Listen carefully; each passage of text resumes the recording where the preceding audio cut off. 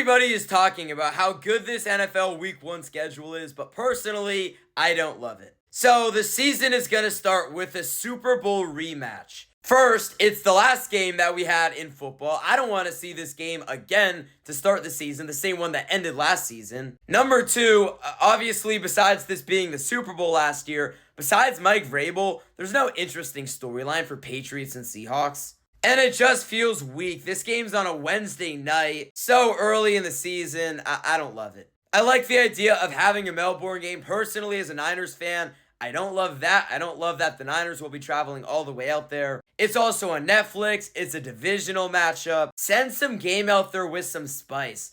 Send the Niners and Chiefs out there. Send the Rams and one of their other elite opponents out there. Send the Rams and Broncos out there.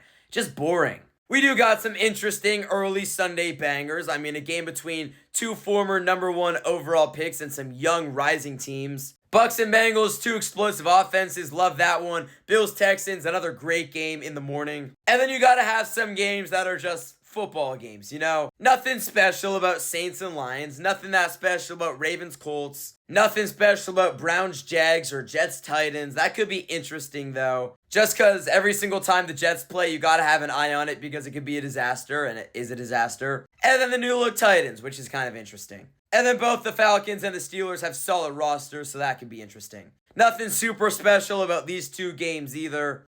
And then we get back down to what I don't like. This is probably going to be CBS's number one game of the week, or their game of the week. Packers and Vikings is kind of one of those weird rivalries in the NFL where it's not the rivalry that's going to drag in all the attention, but it's also a game the NFL always wants to have on national TV somehow. Not that this is nationally televised, but it will be one of those games that will be on TV for people around the world. But the thing about it is, it's not an alone game.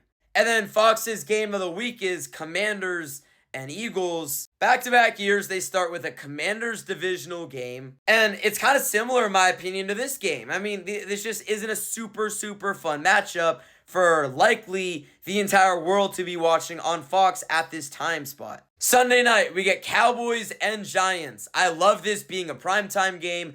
I do not love it being the opening Sunday night football game. And then the same goes with Broncos and Chiefs. This is a game that should be 100% nationally televised. Put this game on Monday Night Football. I don't care. But why is this the opening Monday night game?